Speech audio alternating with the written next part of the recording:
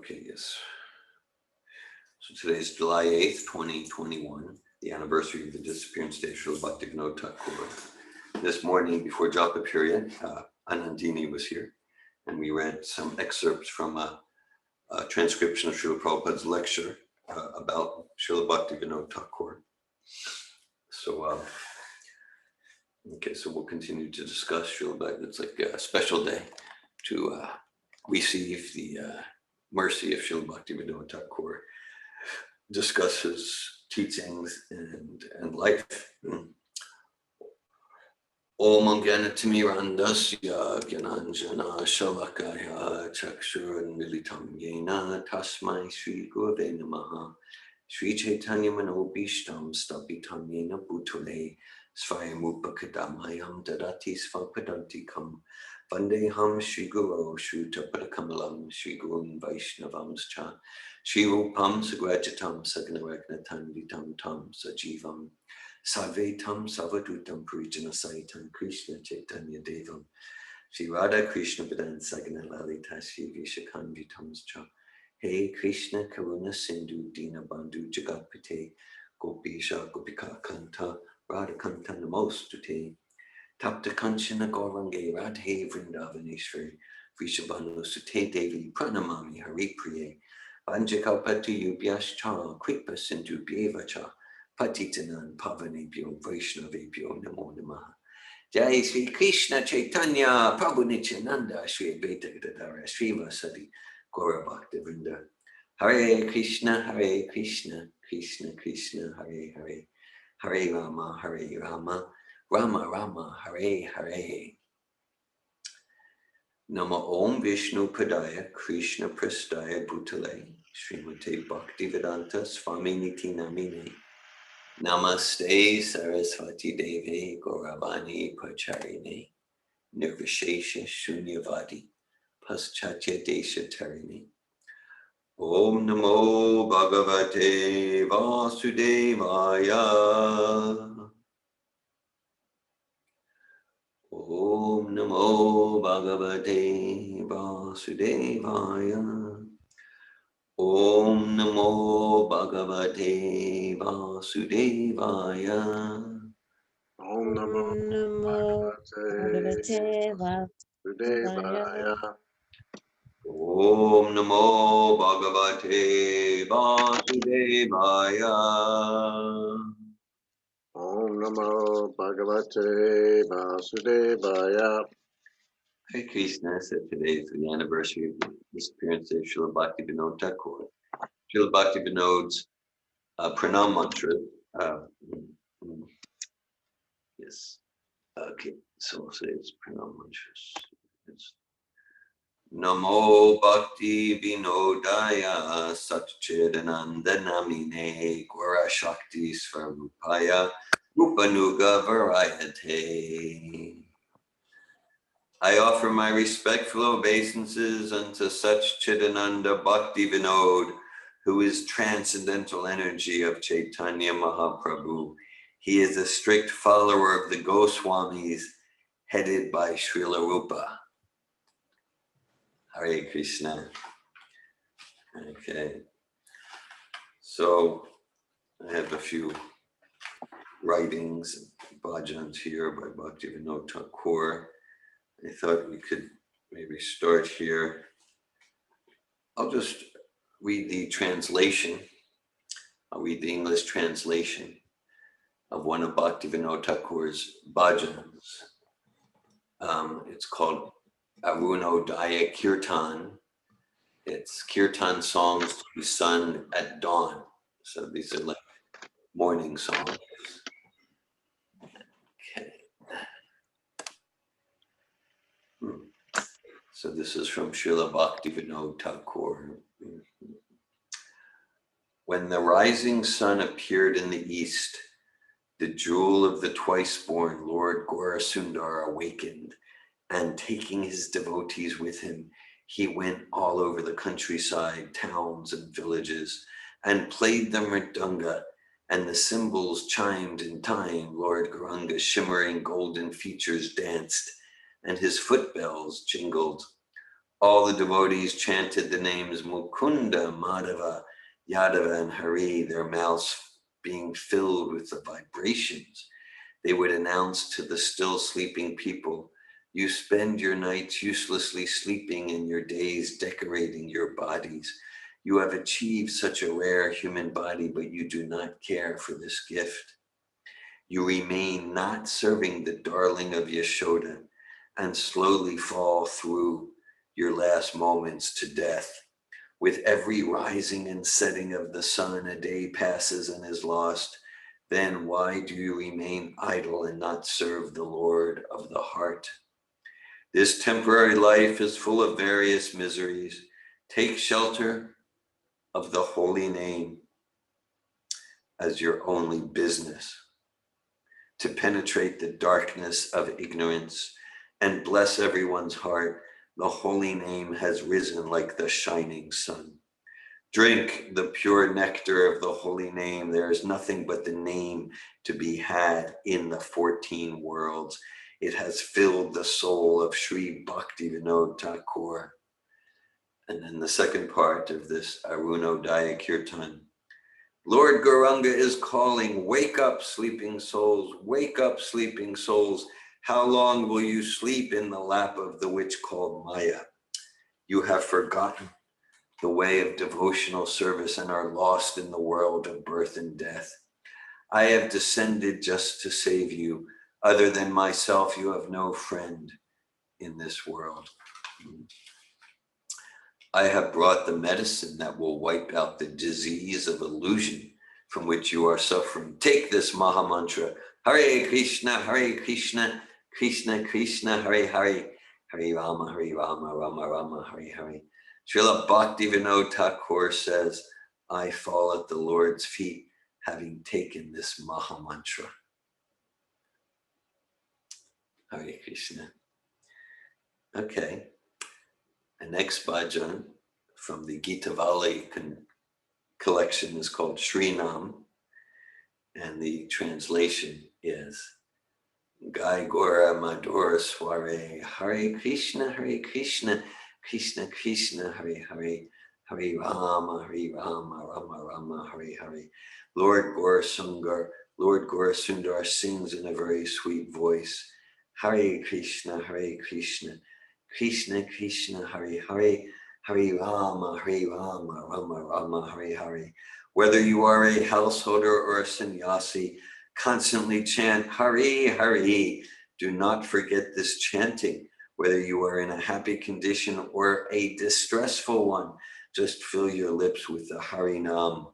You are bound up in the network of Maya and are forced to toil fruitlessly.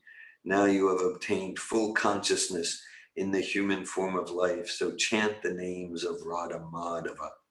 Your life may end at any moment and you have not served the Lord of the senses, Rishikesh.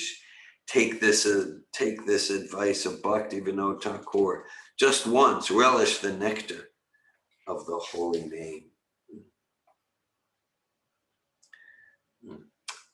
Hare Krishna. Okay. Let's see here. So I'll read some of Bhaktivinoda Thakur, some excerpts from his writings. And so this is from 1857. This is actually a speech he gave. So I would say he's about 19 years old when he gave this speech. Okay, he's about 19 years old. And this is an excerpt from a speech he gave at the Hogul Korea Debating Club. So he was part of the debating club. Okay, so he says, again, he's about 19 years old, Bhaktivinoda Thakur. Let us solve the question, why is young Bengal all discussion and no action? So just some context, not that I know it too well, but so India is under British rule, and especially the youth, they were getting into like British intellectualism and the whole kind of Western paradigms and like that. So Bhaktivinoda isn't so impressed with his young intellectual friends. Let us solve the question. Why is young Bengal all discussion and no action? Is it owing to a defective system of education or no regular education at all? They are learning everything and nothing. They talk morning and evening, noon and night in the language of Shakespeare and Milton, Byron and Pope. In short, they look upon themselves as perfectly Europeanized and enlightened by English literature. I admit that they have a good deal of intelligence, but what can that intelligence do while they learn from school to talk nonsense and humbug, to get many things by heart and understand little? What more do we expect from these ill-trained youths? He's edgy from his earliest days. He's not shy there. Okay. And well, okay, so we're all, so this is from 1857. So here he's, let's see. This is about the same time. So 19, 20 years old. So he's, there's a big epidemic in that area in Calcutta, devastating. So Bhaktivinoda Thakur writes, and he writes, traveling from Calcutta, I heard from one man that an epidemic had killed many people in the village. It's his hometown village, which I think is called Ula. Ula is his hometown village. Many people in the village had been killed. People from my own home had died. When I heard this, I was shocked and I intensified my travel home. For protection, I took a man who was skilled in stick fighting, and on the way, many people described the horrible state of the village. Reaching our home, I saw the main door open. I called out many times until someone answered, Babu, come inside. By then, I could barely stand up. Running towards the puja room, I called out again, and my aunt came and brought me to my room. She was hysterical. She told me that Hemlata had died and that my mother was very sick. I entered my mother's room and found that she had been delirious with fever for a week. Mother began to cry. I said that we must leave Ula at once. During the night, I could not eat or drink, and I slept only a little. Rising in the morning, I heard that all the servants had died. On the day before we set out, I went to many places in Ula. Everywhere the houses were empty. At some homes, bodies were lying all around. At other homes, there were the cries of pain from those who were dying. Others were making preparations to leave. It was the time of the Durga Puja, but there was no happiness. The fever was terrible, and whoever got it could die within a few hours.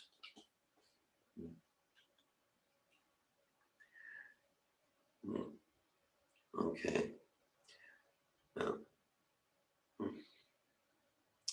All right. So I'll just read another excerpt. This is an excerpt.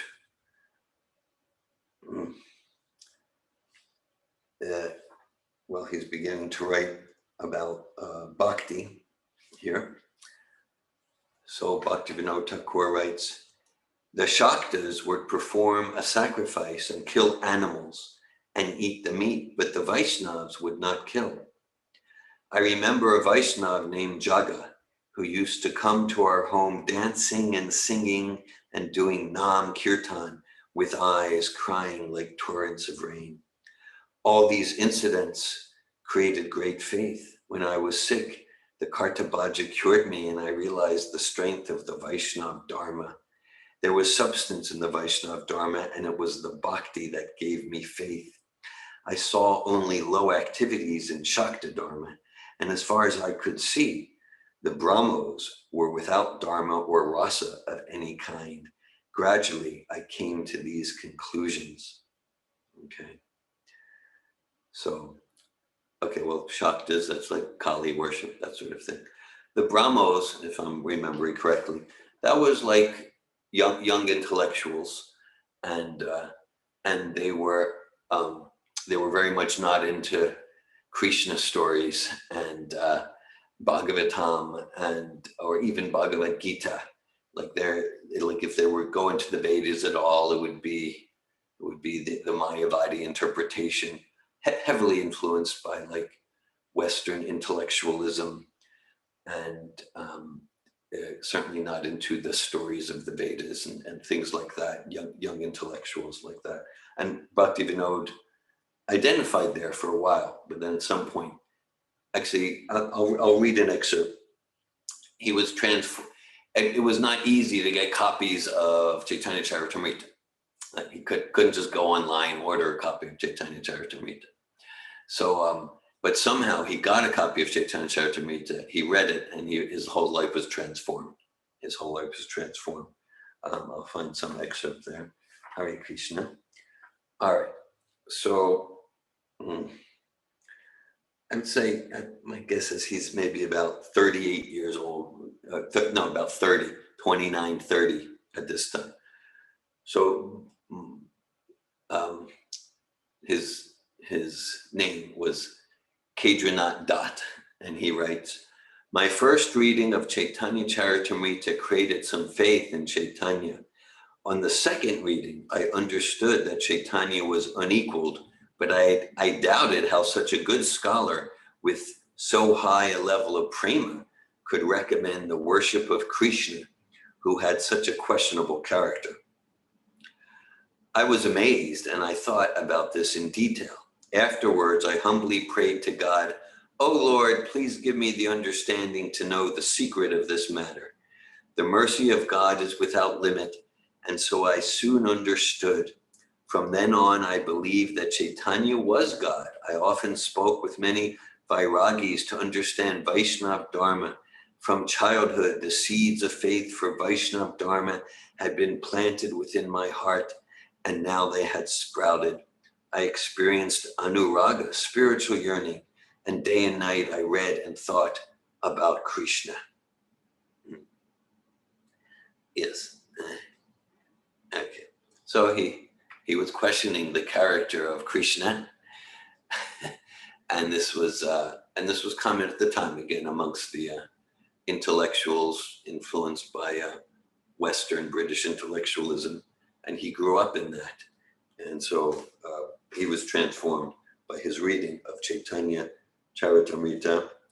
Just thought I'll give some visuals. So this is a photograph from 1890. So he's like he's in his 50s now.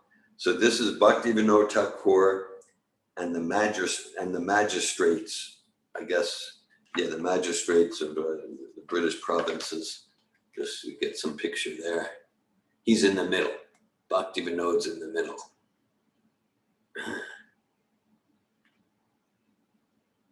Okay. Let's see. Oh, doing some pictures. So, yeah, his wife's name was Bhagavati. His wife's name was Bhagavati, and they had, well, I'm understanding they had like 13 children. Maybe not all of them, survived. Here's a picture of Bhaktivinoda and Bhagavati with about 10 of their children, with Bhaktisiddhanta in the back row on the far left, looking rather transcendental. Okay. It's about 10 of their children in there. Okay. Let's see. Here's a picture of Bhaktivinoda and Bhagavati in their later years. It's probably all the way into the 1900s. Maybe he's in his 70s, something like that. Okay. Right. And let's see.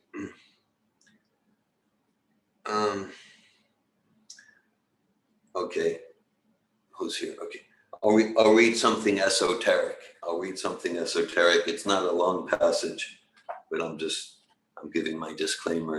It's esoteric. All right. So this is let's see. This is from Gita Mala, one of his songbooks. So this is actually like a translation of a bhajan. Okay, so he's describing his svarup there. Okay, so he writes, "My bodily complexion is like lightning, and the color of my dress is like a cluster of stars. My name is Kamala Manjari, and I am eternally 12 and a half years old, and my residence is called Svananda Sukhada Kunja. My seva is to bring camphor, and I am in Lalita's group. Our party leader is Sri Radha, and the lord of my goddess is Sri Nandanandana Krishna. They are the treasure of my life. My greatest hope is to attain Yugala Seva like that of Sri Rupa and the other Manjaris. Certainly I shall reach that goal because I have strong faith. When will this Dasi attain perfection and make her residence at Radha Kund? Always serving Radha and Krishna, she will give up the memories of the past. While serving the lotus feet of the daughter of Rishabhanu, Sri Radha, I shall be protected and maintained by her. I shall always try to make Sri Radhika happy. I know that Krishna's happiness lies in seeing Radha happy. I shall never desire to give up the lotus feet of Radha to mix personally with Krishna. The Sakis in my group are my best friends, as well as my teachers in the art of loving Radha and Krishna. Following them, I shall serve Radhika's lotus feet, which are like wish-fulfilling trees."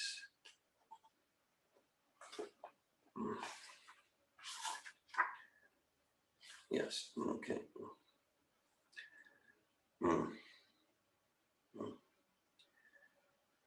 Okay. So here's another reference from Bhaktivinoda's works. The Dharma promoted by such groups as the Nedas, Bauls, Kartavajas, Dharaveshas, Kumbha, Patyas, Atibadis, Svetacharis, Bhaktas, and Brahmavadis is very injurious and against the principles of Varnashram Dharma. In this way, they introduce sin, which prepares the way for world destruction. Similarly, the illicit cohabitation with females by Sahajiyas, Nedas, Bauls, and Kartavajas and the rest, which is commonly practiced, is utterly against the principles of religion. This morning, we read an excerpt from Prabhupada's lecture about Bhaktivinoda Thakur, and Prabhupada describes in some detail when Bhaktivinoda Thakur was the magistrate and some imposter, so-called incarnation of Vishnu came into the village, and Prabhupada says that the villagers were so foolish, they were sending their daughters and their wives to dance with Vishnu, dance with Krishna. And so then there were some people were sober. They go, this is not proper. And they complained to the British, and the British sent Srila Bhaktivinoda Thakur, and Bhaktivinoda Thakur handled things, and he confronted, actually first he gently confronted, I'm forgetting the name of the pseudo Vishnu and the pseudo Krishna, but he gently confronted him first, and he encouraged him. Bhaktivinoda encouraged him, why don't you go to the temple here in Jagannath Puri and worship Jagannath, and then the pseudo incarnation. The pseudo incarnation said, "Why should I go to see a wooden? Why should I go see a piece of wood? Jagannath Vishnu. I am Vishnu incarnated in person." So then Bhaktivinoda just became complete fire. Then he became complete fire, and then he got enraged, and then he told the constables, arrest him right now."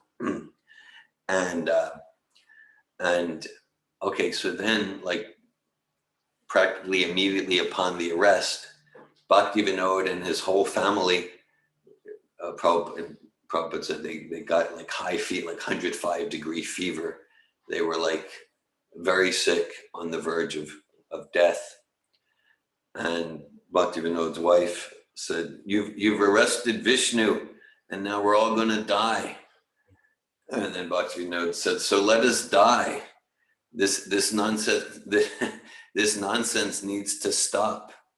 All right. So there are so many aspects, so many pillars of Bhaktivinoda's mission, and one of them is restoring the integrity of the movement of Lord Chaitanya, of Krishna Bhakti, of the six Goswamis, because it had fallen into disrepute because of so many materialistic, cheating perversions in the name of Lord Chaitanya. So Bhaktivinoda said to Bhagavati, so let us all die, but this nonsense needs to stop. And okay, so then the pseudo Vishnu, they bring him to court. And then Bhaktivinoda, like, he started the hearing by telling the barber, okay, cut his hair, because Bhaktivinoda understood, like Samson, the Samson from the Bible, his mystic power was in his hair. He had big hair. So Bhaktivinoda said, cut his hair. So the barber said, like, no way. Like, look, you and your whole family are sick. You're about to die. I'm not bringing that on me and my family. So there was no one willing to cut his hair. So Bhaktivinoda said, give me the scissors. Give me the scissors. So Bhaktivinoda personally cut his hair. He personally cut his hair. And then his mystic powers were gone. And then they put him in jail. And my understanding from Prabhupada's lectures, after a few months, the pseudo Vishnu managed to get some poison and kill himself. So this is a major aspect of Bhaktivinoda's mission. Okay.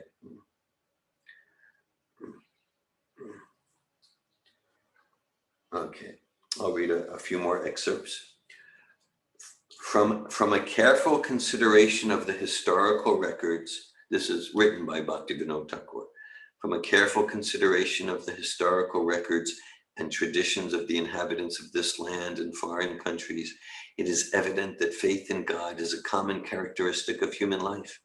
Even uncivilized tribes that eat flesh like animals offer worship and salutations to the sun and the moon, large mountains, rivers, and great trees, with the belief that these things control the necessities of their lives. Why is this? It is faith in God, which is a symptom of the religious quality of consciousness. All souls have the capability of worshiping the divine, but how that divinity is understood depends on the degree of impurity in the worshipper's heart. According to the internal condition, samskar, of the worshipper, the divine is worshipped in 5 religious types: Shakta, Sora, Ganapatya, Shaiva, and Vaishnav. From the doubtful stage to those having full knowledge of the Absolute, every soul has the capacity to worship the divine. The purity and elevation of love, raga, are indications of the soul's development. All souls should worship the independent supreme divinity who is such Chidananda. After coming to the civilized state, the soul cultivates various kinds of learning that often cover its natural faith with impure reasoning. This gives way to the state of atheism or the doctrine of nirvana, which is a kind of non-difference doctrine. But we should realize that such ugly beliefs are the symptoms of an unhealthy condition of immature consciousness.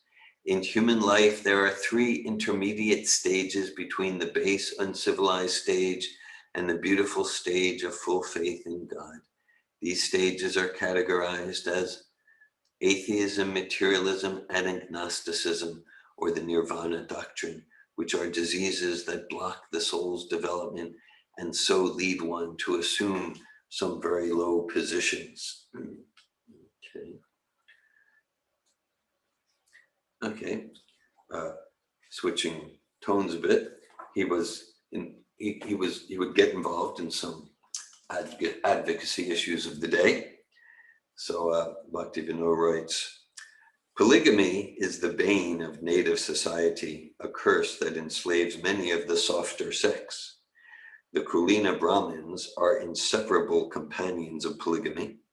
In their society, it is as firmly advocated as is American slavery in the southern states. So this was written in the 1850s or so. The Kulina women are no better off than the African blacks. But an African black has many advocates around. He has a voice in the anti-slavery league, whilst the Kulina Brahmini has no zealous friend to tell of her sorrows and relieve them. The legislature ought to hear the cries of the people as far as their interest is concerned. Reform in everything is sought for.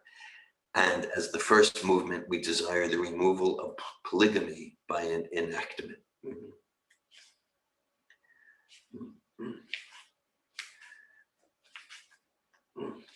Could you explain what you understand from what you just read? I got lost. Okay, so my sense is he's writing in the 1850s. He's maybe in his late teens or early 20s, and he was advocating against polygamy. That the women were being like mistreated.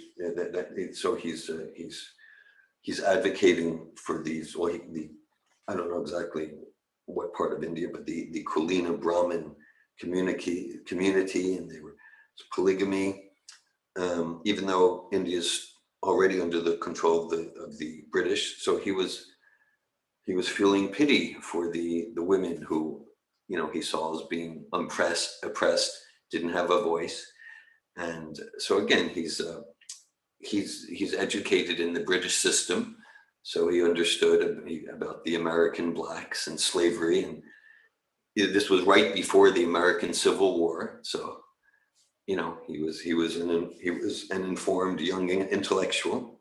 So he said the American blacks actually have it better. They have some organization that has some voice, and it was actually the Civil War was about to happen, and slavery in America would soon legally come to an end. So he's basically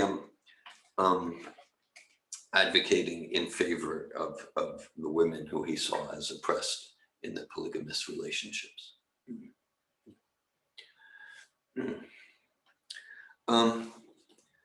There's many excerpts from Bhaktivinoda's writings, and Prabhupada, in the lecture we read this morning, Prabhupada indicated he wrote more than 100 books, and we do have a listing of them.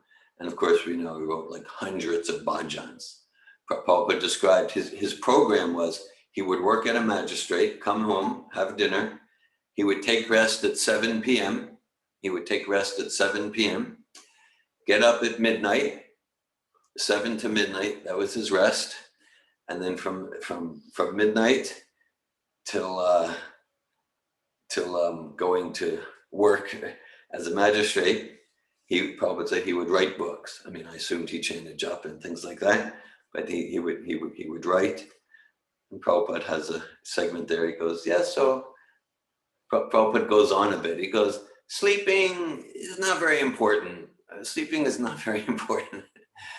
He goes, yeah, 5-6 hours. Yeah, that's enough. Sleeping. And he goes, and Prabhupada expands that as one advances towards the level of the acharyas, then eating, sleeping, mating, defending comes less and less towards nil, like that. But he says, sleeping, not very important. So, yes. So that was his program, and he would rest from 7 till midnight, and then get up and do writing, service, and sadhana, and like that. I thought maybe soon we can open it up. Anyone wants to share any realizations about Bhaktivinoda Thakur? personal inspirations, ask questions about Bhaktivinoda Thakur's life and teachings.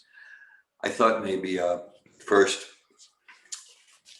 I'll read the translation of this well-known bhajan from Bhaktivinoda. The bhajan is called Gopinath from his collection Kalyana Kalpaturu. So the collection, so it's called Gopinath.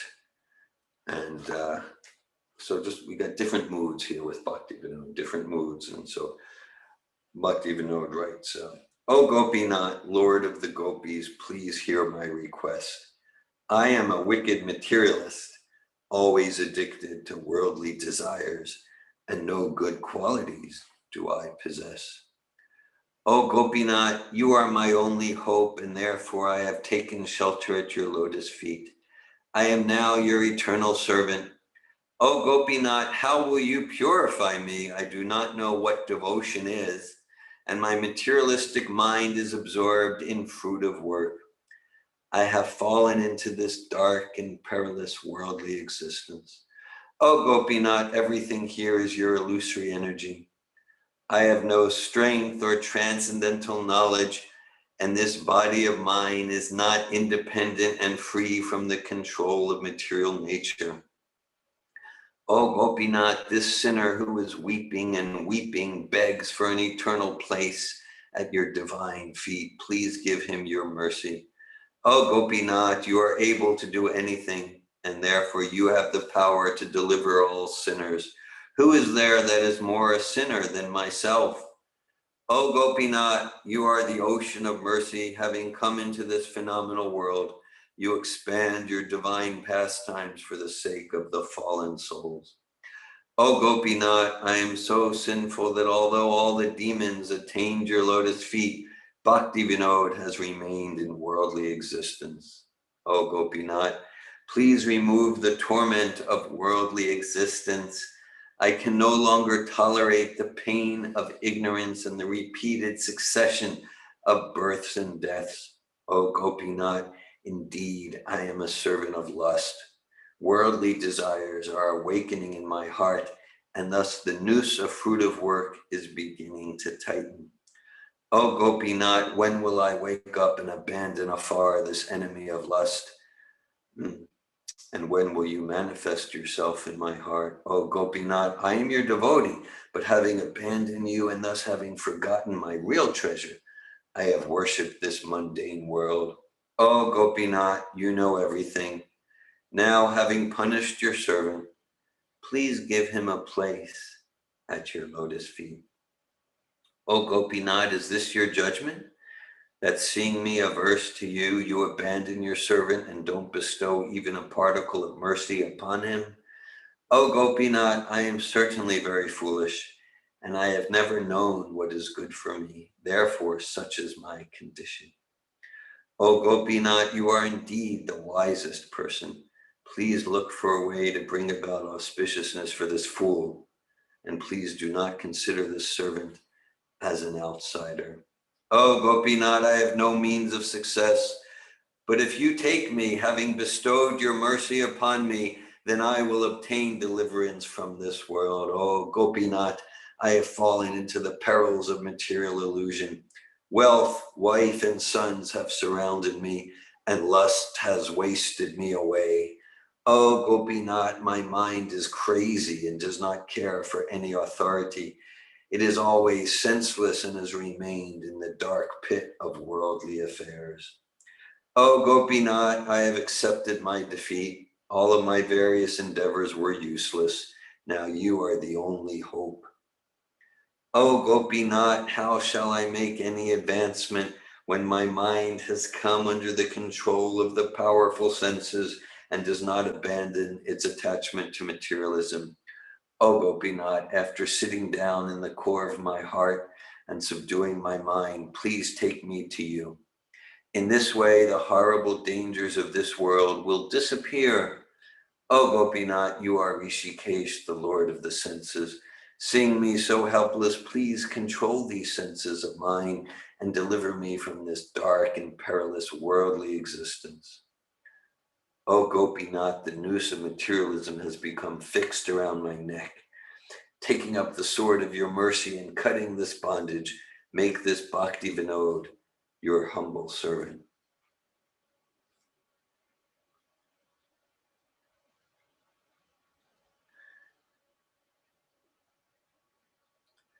Hare Krishna.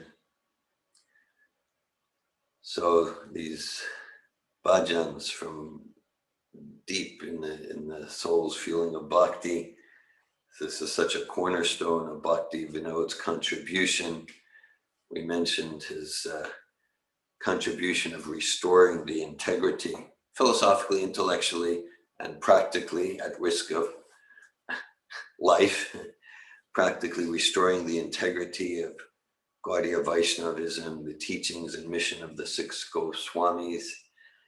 Even what we can take for granted, this like, yeah, we're hosting a program and hosting program. This is Bhaktivinoda's. This is Bhaktivinoda's because in the line of the Goswamis established a lot of temples.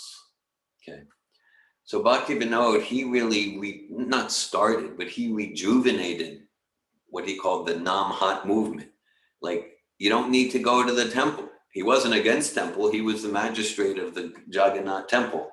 He managed the Jagannath temple with the 56 offerings per day and thousands and thousands of visitors. So he certainly was. But he said, you practice bhakti yoga in your home, have programs. And he developed a whole ingenious, sophisticated structure called Namhat. Nam is the holy name and Hat means market. And everyone had a role in the market of the holy name. I think generally it was like, yeah, you create sangha, create gathering. And if the gatherings get bigger than about 12, then someone starts another center. And it was like the snowball, the chain reaction. So this whole Namhat, home programs. And of course, Lord Chaitanya himself didn't establish temples. It was very much home program in the homes of Advaitacharya and Srivas Thakur. And of course, Lord Chaitanya, he resided in Jagannath Puri, the home of the Jagannath temple. And Bhaktivinoda Thakur wrote books in several languages, including a few in English. And of course, Prabhupada gives the example of Bhaktivinoda Thakur that like ashram doesn't matter intrinsically about bhakti. And that's just we look at our parampara, we can see like, okay, there's Srila Bhakti Siddhanta, Naistiki Brahmachari, never had any intimate connection with women. Naistiki Brahmachari. So it's like, oh, okay, so to be a pure devotee acharya, you need to be a Naistiki Brahmachari. Well, Bhaktivinoda had 13 children and he was working in the world and he was a magistrate, a judge, like that. So so the externals, the bhakti is not dependent on the externals. Okay, thank you. So Gajendra writes on chat, I like the word pioneer. He is described as a Bhaktivinoda Thakur pioneered the modern movement. Thanks for that. Yeah, thanks very much for that. Pioneer. I like it too. I'm glad you brought it to the discussion. Yeah, pioneer. And it was Bhaktivinoda Thakur while India was under British rule. But he said, yes, he said that the people, he said the Russians, the Americans, the French, the British, the Germans, they're gonna they're gonna come to Mayapur and chant Hare Krishna and become followers of Lord Chaitanya. And he said there's gonna soon appear someone who will take Lord Chaitanya's movement to the West. He predicted Srila Prabhupada's pastimes. So he's definitely a visionary and a pioneer. Yeah, completely. Thanks for that. Okay, I'll pause there. Any comments, realization, share? Kim. Hare Krishna. I had a question about early on when you were reading that little excerpt about, you said it was esoteric about Bhaktivinoda Thakur, and I think it was him saying that his relationship, I don't know, this is why I want to ask you the question, but I think what he was saying is that he could remember his relationship in the spiritual world under a group with Radha and a lot of other people he mentioned, and that he wouldn't leave that group to go to another group and run under Krishna. I mean, can you talk a little bit more about what he was talking about? Do you think he could see that relationship from way before in the spiritual world? And I don't know, the group thing, everything. Anything else you know about that little excerpt? Well, I think you got the essence, as I understand it. He's in that excerpt, and towards his later writings. And Bhaktivinoda, he has different periods in his life. He had a period where he was against bhakti, he was against Vaishnavism. Of course, he grew up with some combination, some Vaishnavism, some mysticism, some Shakti, Durga worship. But he had his pastimes, and they unfolded in different ways. And then he was transformed from Chaitanya Charitamrita, especially in some of his later writings. In that excerpt I read, he's revealing his Siddha Svarup. It's not just like he's remembering, but he's fully alive and absorbed in realization of who he is eternally in Krishna's pastimes. So it's not just like remembering in the past.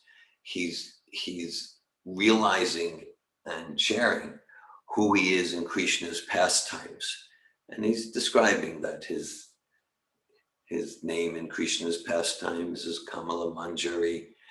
And something that stood out to me in that excerpt that we read, he goes, I will never give up the service of my goddess Radha in order to try to directly associate with Krishna. That stood out to me there. So basically, not just remembering, but he's sharing his realized experience of who he is in Krishna's eternal pastimes. And then he gets into, there's different groups of gopis and things like that. It gets kind of esoteric. And Prabhupada describes about it in places in Nectar of Devotion. So he's in a particular group that's under Radha, like that. And but basically he's revealing his Siddha Svarup. I said it's esoteric because Prabhupada and Bhaktivinoda and Bhaktisiddhanta, they caution us about prematurely getting into such discussions, or not just for us, but like who we get into just such discussions with, because it can be because such revelations are misunderstood. That's the sort of thing that led to the different distorted, even perverse pseudo sects of Chaitanya Vaishnavism that he talked about, the Sahajiyas, those who think they're still materially affected very much. The pseudo Vishnu who was dancing with the daughters of the villagers and things like that. Or they'll dance with Krishna in the forest, then smoke a bidi, smoke a cigarette, like that. So he cautioned us against that. But he's basically revealing who he is in Goloka Vrindavan. And then he gets into some detail about different groups of gopis and things like that. That's really interesting. So, I mean, it's such a little window in, the way he describes it with the groups and, being under Radha and not particularly under Krishna in that particular group. I mean, is that familiar to you with other little descriptions you've heard from others? Just the way it's described, is it familiar or is it a little different? It's consistent with what we hear from Srila Prabhupada. It's consistent. It is a little different. He's getting into some other details, but if we look at Prabhupada's teachings, Nectar of Devotion, teachings of Lord Chaitanya, it's consistent. There's different groups of gopis and so there's the Chandravali group and the Radha group. It's consistent with Prabhupada's teachings. May I add something to that? Yeah, Malin. It doesn't mean that everyone has the same position or the same mind frames and Bhaktivinoda Thakur. You know, like in my understanding of the organization of the expansion of Radharani, all gopis are expansion of Radharani. Then there is gopis and there is the manjaris. And the gopis, like we can see on the rasa dance, like when we read Krishna book, they are dancing with Krishna. Yeah. They do have a direct contact with Krishna. But Bhaktivinoda Thakur is a different type of gopis, which are manjaris, who don't want to have any direct contact with Krishna. So there is distinction. And then, you know, in the spiritual world, like the Siddhartha Swarupa of someone, maybe to be a blade of grass in Vrindavan, or maybe to be having the same forms and Vishnu in the Vaikuntha planet, and really worship in awe and reverence Lakshmi Narayan, and really be in bliss by doing that. So it's not like everyone has the same mood. And Bhaktivinoda Thakur in his songs, he describes sometimes in detail things like being trained by one of the associates of Srimati Radharani, and even living in a little house. And it's quite amazing because he makes the spiritual world kind of accessible, Yeah. and also alive. Sometimes I know my and personally tendency that's in, you know, inside our heart, makes the spiritual world so far away and so distant that it's almost impersonal. Yeah. And in those descriptions by Bhaktivinoda Thakur, it becomes so personal, and also the relationship between the devotees that are so personal, and there is so many of them. And so Bhaktivinoda Thakur, he has a relationship with the devotees. He wants to serve the gopis. He wants to be the servant of the gopis. He wants to have Srimati Radharani's happiness, because he knows if Srimati Radharani's happiness is there, then Gopinath's happiness is there too. Yeah. I want to also add to what you said like earlier, that Bhaktivinoda Thakur was kind of against Vaishnavism, and makes a connection, because you spoke how Vaishnavism was so degraded at this time.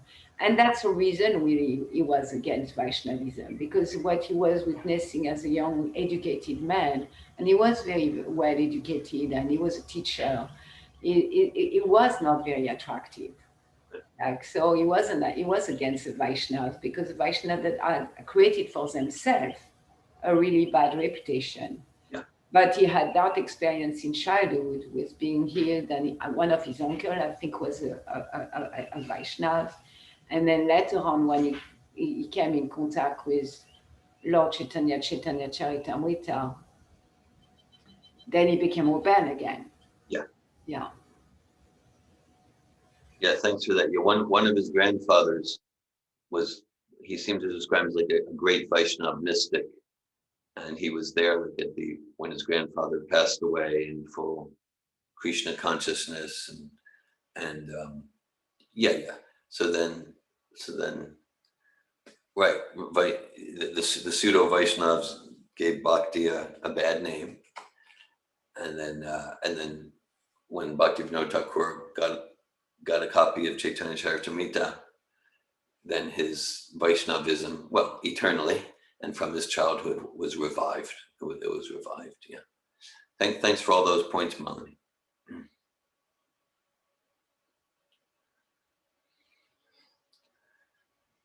Any other comments, questions, sharing? You know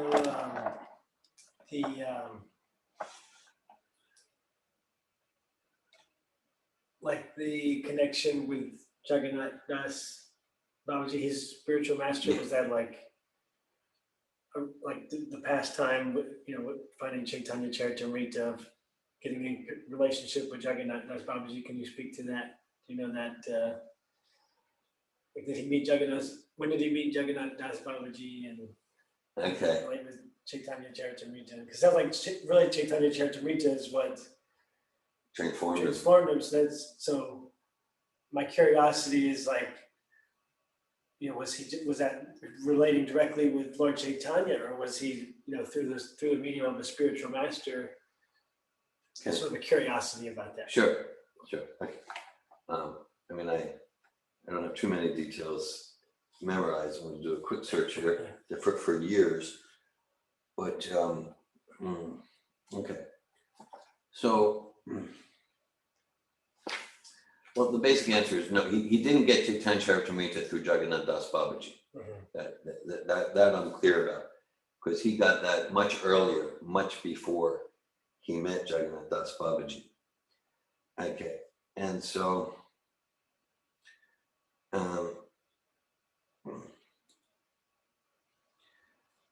okay, so there's the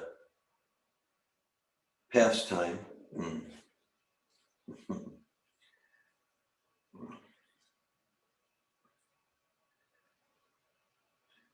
Okay, so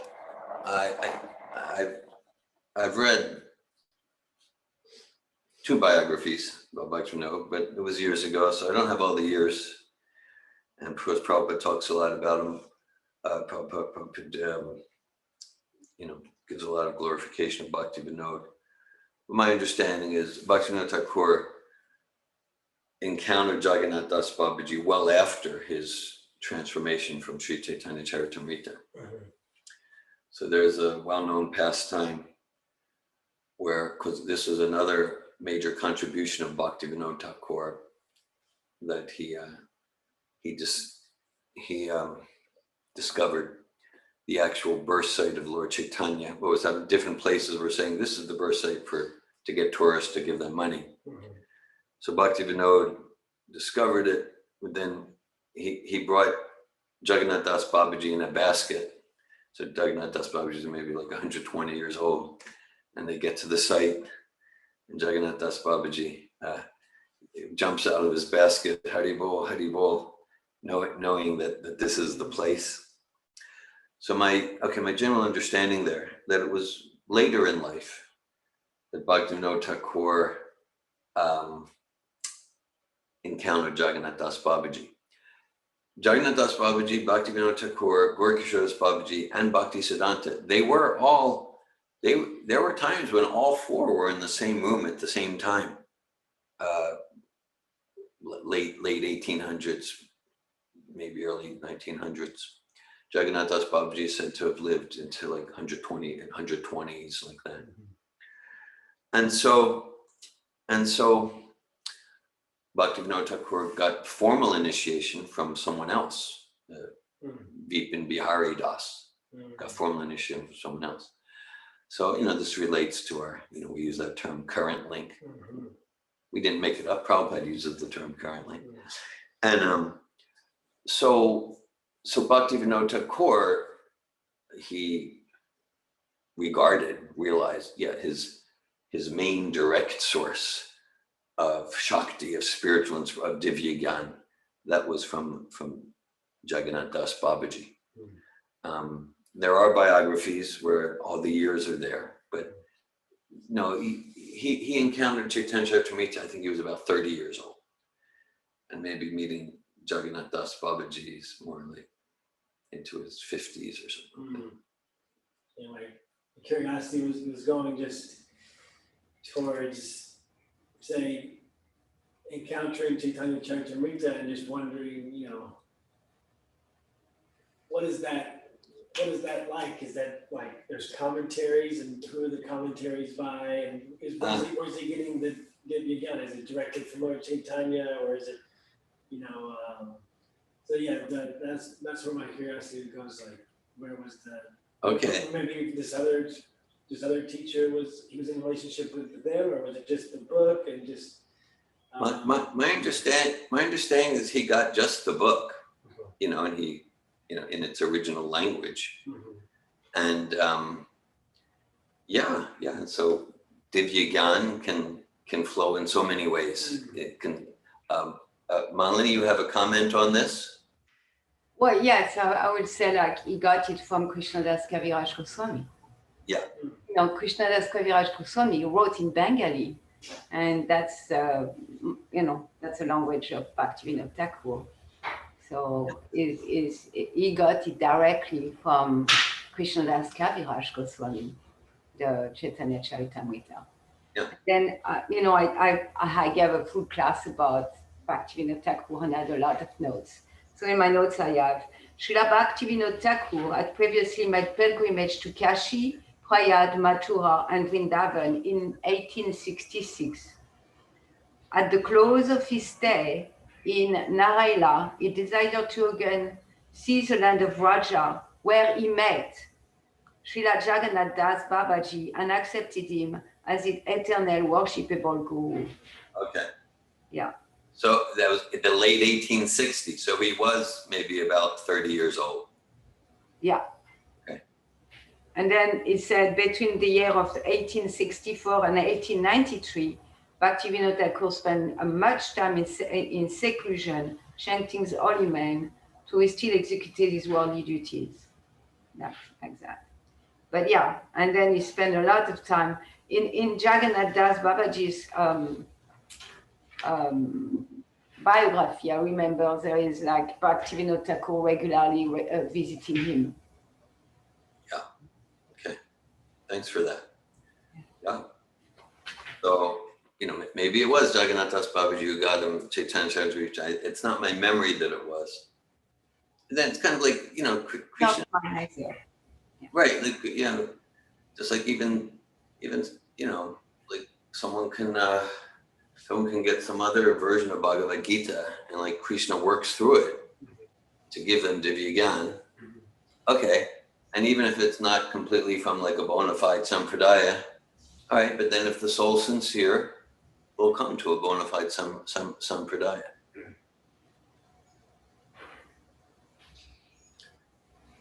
Yeah, it's in what I wrote, it says that in 1961, that's when he took a post in Bengal. Yeah. And so in those years, that's when he started reading the Chaitanya Charitamrita. Okay. All right. Thanks for that. And it makes sense because in Bengal, that's where the pastimes of the Lord took place, and that's where, like maybe people were reading the Chaitanya Charitamrita from Krishnadas Kaviraj Goswami. Thanks for that. So that is a few years before he encountered Jagannath Das Babaji. Yeah, right. So yesterday I was responding to some of our Bhagavad Gita comments on chapter 9 of Bhagavad Gita. I was responding because in one of my responses to Lakshmi Priya, I mentioned about Bhaktivinoda Thakur because Prabhupada talks in chapter 9 and chapter 6 about sannyas. So there's essential sannyas and formal sannyas. So Bhaktivinoda, very late in his life, he took formal Babaji, but before that he was householder. But the Vaishnav community has kind of like a nickname. They gave him the name the Seventh Goswami. They gave him the name the Seventh Goswami because even though he was externally not at all sannyas, but he so much had the mood of the renounced Goswamis and just completely dedicated to Lord Chaitanya's mission. So that was, the excerpts you read from Malini, is that from the book, The Seventh Goswami? Oh, you're on mute. Yeah, I think so. Okay. Karnapur? No. Is it from Rupa Vilas or Corner? Yeah. Rupa Vilas, okay. Yeah. Thank you, Malini. Thank you, Prampara. Any other questions or comments?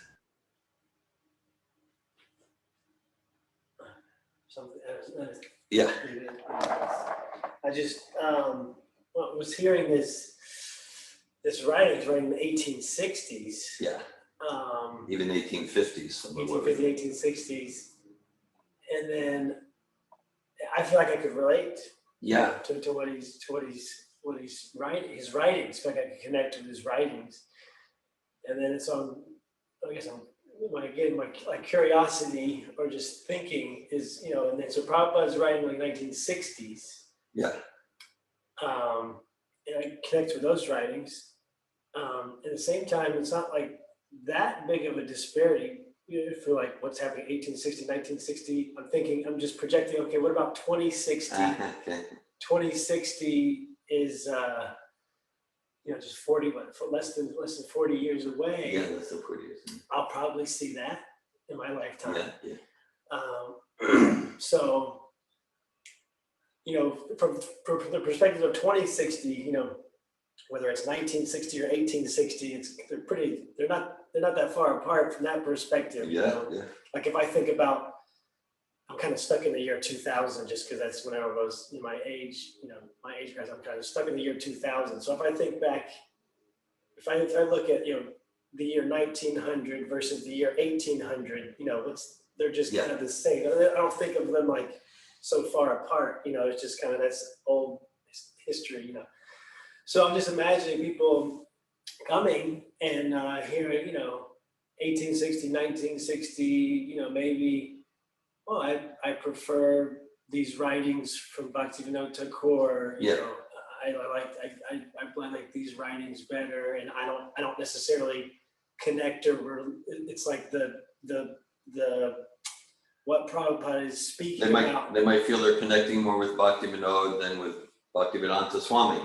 Right, because Prabhupada's writings in the 60s, they're not that much closer than like in terms of references and things like that. Like I'm just imagining like right now, and for me, because I'm in the year 2000, you're kind of in the 80s.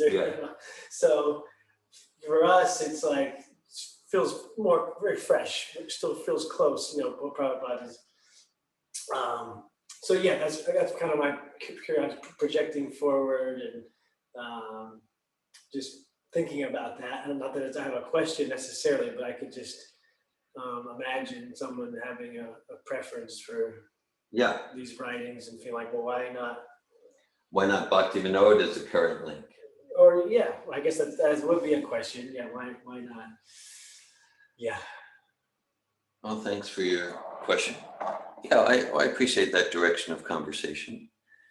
Yeah, so it's not for me to say why not, right? Like I know Prabhupada's fully available to be the current link to the Parampara.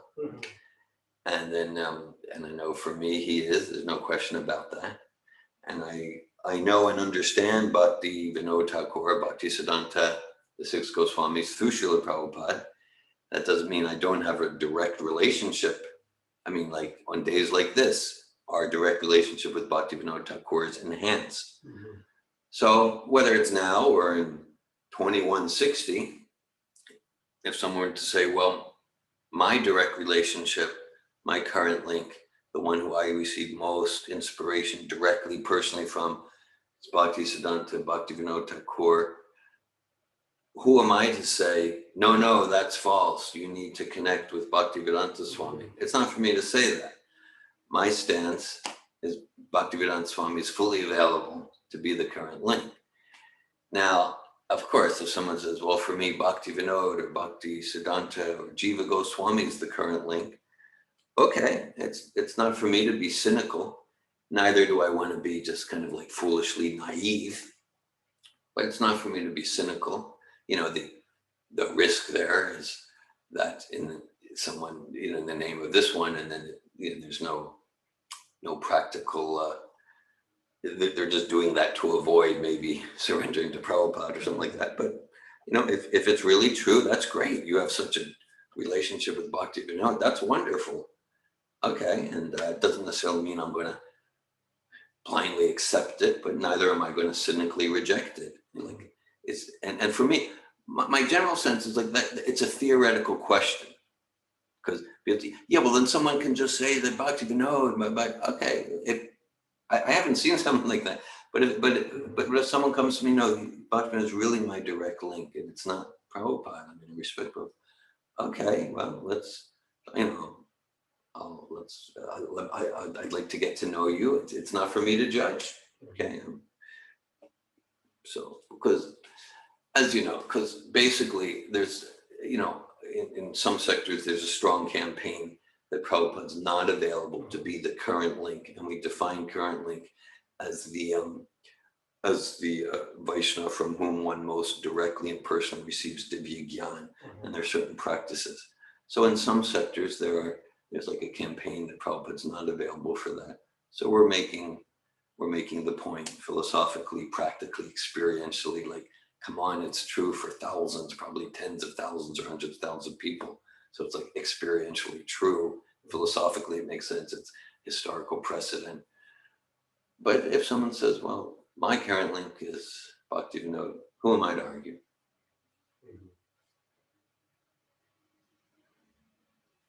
Thanks for that, Prabhupada. Thank you all. Srila Bhaktivinoda Thakur ki jai. Srila Prabhupada ki jai. Hare Krishna.